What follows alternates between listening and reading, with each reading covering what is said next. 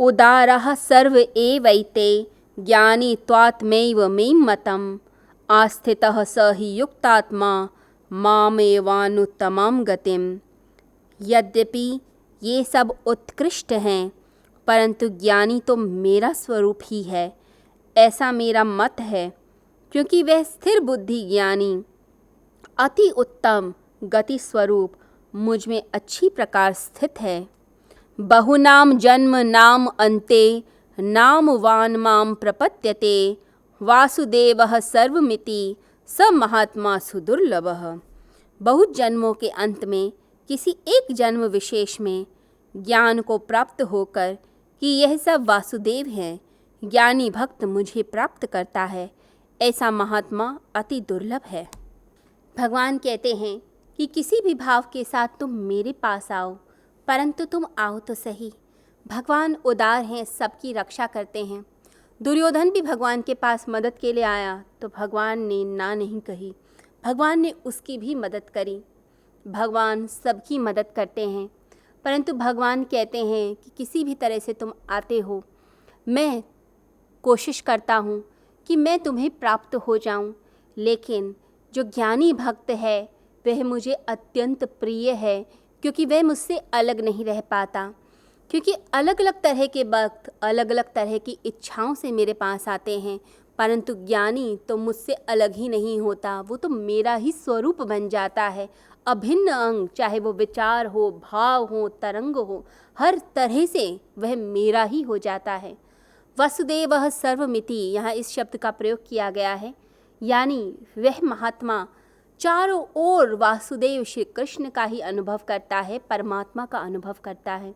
चारों ओर परमात्मा है, उसकी कृपा है। जब हम ऐसा अनुभव करने लग जाते हैं तो समझ लीजिए कि परमात्मा का प्रकाश हमारे भीतर आने लगता है, हम युक्त हो जाते हैं परमात्मा से, यानी कि उससे जुड़ जाते हैं। भगवान कहते हैं कि ऐसा ज्ञानी महात्मा है और ऐसा महात्मा अति दुर्लभ माना गया है। तो कौन जान पाता है श्री कृष्ण को? श्री कृष्ण को वही व्यक्ति जान पाता है जो युक्त हो जाए। युक्त यानी जो जुड़ जाए। गीता में युक्त शब्द बहुत बार प्रयोग किया गया है।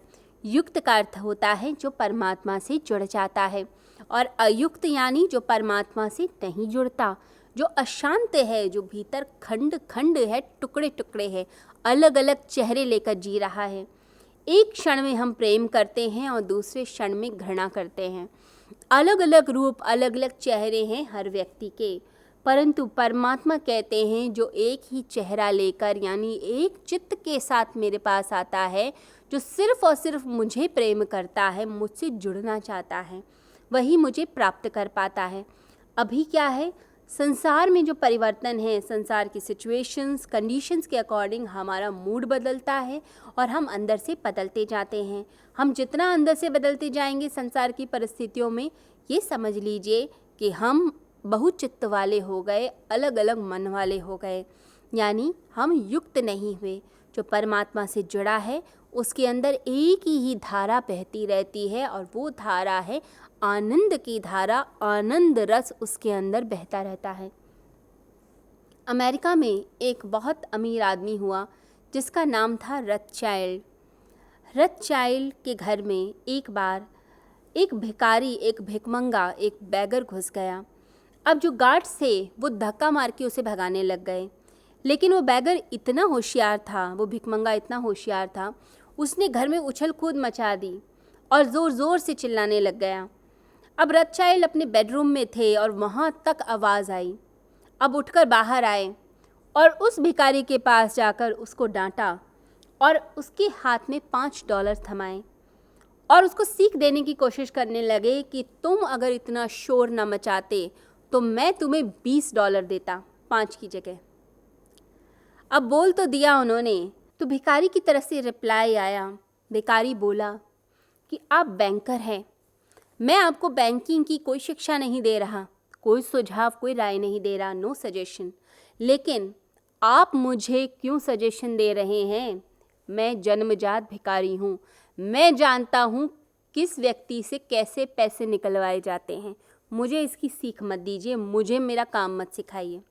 तो रथचाइल्ड ने अपनी आत्मकथा में लिखवाया, अपनी ऑटोबायोग्राफी में लिखवाया कि उस दिन मैंने यह जाना कि भिखारी का भी एक व्यक्तित्व है, उसका भी एक चेहरा है।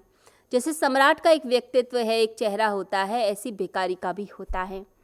तो वह भिखारी क्या बोलता है रथचाइल्ड को कि मुझे मत सिखाना, मैं कोई ऐरा गैरा भिखारी नहीं हूँ जो अभी सीख कर भीख मांगना शुरू किया है। मैं तो जन्मजात हूँ, मैं इसमें मास्टर हूँ स्किल के अंदर।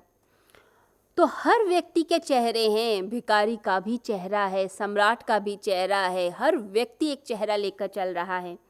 परंतु उस एक चेहरे के साथ साथ बहुत सारे चेहरे जुड़े हुए हैं। वाइफ के सामने कोई और चेहरा लेकर हम चलते हैं, घर में कोई और चेहरा बना लेते हैं, बच्चों के सामने कोई और चेहरा, कोई और इमेज लेकर चलते हैं, बाहर ऑफिस में जाते हैं तो कोई और इमेज बना लेते हैं। जिससे हमें लाभ होने वाला होता है उसके सामने तो हम बिल्कुल भगवान बुद्ध का रूप ही बन जाते हैं, और जिससे हमें कोई लाभ नहीं, उससे तो हम मतलब ही नहीं रखते, वहाँ तो हमारा रूप ही बदल जाता है। तो जिसके इतने रूप बदल रहे हैं, इतने चित्त में चेंजेस हो रहे हैं, वो कहाँ से परमात्मा की यात्रा करेगा? वो तो परमात्मा की यात्रा कर ही नहीं सकता है। तो भगवान श्री कृष्ण कहते हैं जो युक्त है, मुझसे जुड़ा हुआ है, जिसकी बुद्धि स्थिर है, वही मुझे प्राप्त कर सकता है, वही मुझे जान सकता है। परंतु जो असंख्य चेहरे लेकर जी रहा है वो कभी भी प्राप्त नहीं कर पाएगा। महावीर ने कहा कि मनुष्य के अंदर बहुचित्त होते हैं, यानी तरह तरह के मन बार बार बदलते रहते हैं। परंतु भगवान श्री कृष्ण कहते हैं कि एक मन वाला बन जाओ, एक जैसा बन जाओ। मेरे पास आना चाहते हो तो मुझसे जुड़ो, युक्त आत्मा बनो। युक्त आत्मा का मतलब हुआ स्थितधि, यानी स्थिर बुद्धि वाला, जिसकी लौ लगातार जलती रहती है, जो अपनी भीतर स्थिरता रखता है। जैसे हम दिया जलाते हैं और आसपास कोई हवा ना हो तो उसकी लौ सीधे ऊपर की तरफ जाती है। उसी प्रकार से जब हम संसार के विषय वासनाओं में नहीं फंसते, बाहर नहीं जाते, तो क्या होता है, हमारे अंदर की लौ स्थिर हो जाती है। तो भीतर की लौ स्थिर हो, इसका प्रयास करना है। जो धार्मिक होता है वो क्या करता है, वो एक ही छलांग में इन उलझनों के पार चला जाता है। वो जीवन को सहज रूप में एक्सेप्ट करता है। जीवन जैसा है उसे वैसा ही जीना है। जीवन को सहज रूप से स्वीकार कर लेना, एक्सेप्ट कर लेना। मैं अच्छा हूँ या बुरा हूँ, किस प्रकार का मेरा व्यक्तित्व है, उसको स्वीकार कर लेना। अब इसका ये मतलब नहीं कि हम ये कहें हम तो ऐसे ही हैं और हम कभी नहीं बदलेंगे। जो कहता है मैंने एक्सेप्ट किया, उसी समय उसके अंदर की बुराइयां भस्म हो जाती हैं, समाप्त हो जाती हैं। क्योंकि भय क्या है कि हमारे अंदर की असलियत किसी को ना पता चल जाए, इसीलिए तो चेहरे लगाए जाते हैं। अंदर बेईमानी तो चेहरा ईमानदारी का लगाया हुआ।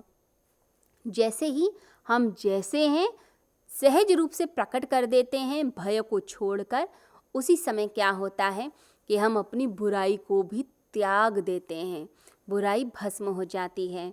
तो परमात्मा क्या कह रहे हैं कि ज्ञानी भक्त बनने का प्रयास करो। ज्ञानी ही मुझे प्रिय है और ज्ञानी ही मुझे प्राप्त कर पाता है। जो परमात्मा को प्राप्त करना चाहते हैं, मुक्ति के पथ पर चलना चाहते हैं, परम सत्य तक चलना चाहते हैं, वो सिर्फ और सिर्फ परमात्मा से प्रेम करते हैं। वो युक्त रहते हैं, यानी कि जुड़े रहते हैं। लोग चाहते तो हैं शांति, चाहते तो हैं आनंद, लेकिन परमात्मा से जुड़ना नहीं चाहते। ऐसे कैसे हो सकता है? आनंद देने वाला स्रोत कौन है? वो तो परमात्मा है।